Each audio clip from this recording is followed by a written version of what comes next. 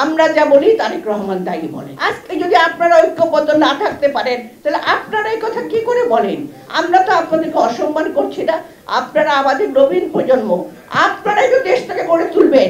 আপনারা আমাদের শিক্ষা দিয়েছেন, আপনারা আপনাদের শিক্ষক হিসেবে আপনারা কাজ করেছেন, আপনারা বুকের রক্ত দিয়েছেন, কিন্তু আমরা তো আপনাদের পিছে থেকে আপনাদেরকে সহায়তা করেছি। আমরা বলেছিলাম, এখনো যেমন আমরা সহায়তা করছি আমাদের বর্তমান অন্তর্বর্তী সরকারের উপর। আমরা জানি ডক্টর মোহাম্মদ ইউনূস একজন নামকরা ব্যক্তিত্ব, যিনি সারা বিশ্বে যার নাম ছড়িয়ে আছে। তিনি একজন উপযুক্ত মানুষ, তার হাতে পড়েছে, আমরা তাকে সহায়তা করি, আমরা তাকে সব কাজে সবভাবে আমরা তাকে বিভিন্নভাবে। তবে এত বড় সংস্কার তো আমরা একদিনে হয় না, এটাও সত্য কথা। এই জন্য আমাদের নেতা মির্জা ফখরুল ইসলাম আলমগীর মহাসচিব উনি বলেছিলেন যে আমরা যৌক্তিক সময় দেব। অর্থাৎ আমাদের কিন্তু লক্ষ্য একটাই, এই যে 17 বছর যারা আপনারা ভোট দিতে পারেন নাই এবং বর্তমানে জনগণ যারা বৃদ্ধ হয়ে গেছে, আমরা তো তিনবার ভোট দিই নাই।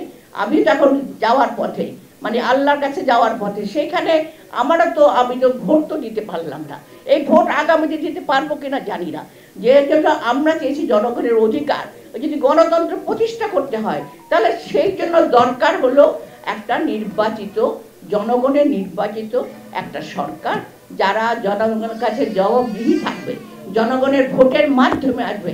সেখানে আমরা বলি নাই যে বিএনপি ক্ষমতায় আসতে হবে। তাহলে আমরা যে চেষ্টা করছি আমাদের আন্দোলন একটা লক্ষ্যেই, সেটা হলো স্বৈরাচারের পতন, জনগণের ভোটের অধিকার ফিরিয়ে দেওয়া, যে জনগণের সমস্ত শিক্ষা থেকে শুরু করে স্বাস্থ্য থেকে শুরু করে যেগুলো সব ধ্বংস করে দিয়ে গেছে শেখ হাসিনা। এই সংস্কার প্রস্তাব আজ থেকে 1 বছর 2 মাস আগে আমাদের লেকশন হোটেলে আমাদের এই সংস্কার প্রস্তাব দেওয়া হয়েছিল। সেই প্রস্তাবে কি ছিল? সেই প্রস্তাবে ছিল 2বারের বেশি প্রধানমন্ত্রী হতে পারবে না। সেই প্রস্তাবে কি ছিল? দ্বিকক্ষ বিশিষ্ট পার্লামেন্ট থাকবে। সেই প্রস্তাবে আরো ছিল জনগণের গণতন্ত্র, জনগণের মাধ্যমে ভোটাধিকার করতে হবে। এবং শুধু তাই নয়, পুলিশ থেকে যুবক থেকে বেকার যুবক থেকে শুরু করে সমাজের বিভিন্ন সেক্টরে কিভাবে সংস্কার করলে যাতে পুরা জাতি, পুরা সমাজ সবাই উপার্জনক্ষম হতে পারে। আমাদের 31 দফা যে সংস্কার প্রস্তাব, সেটা কিন্তু অনেক আগে দেওয়া হয়েছিল। ছাত্র আন্দোলনে যারা করেছেন তাদেরকে আমরা অবশ্যই স্যালুট জানাই।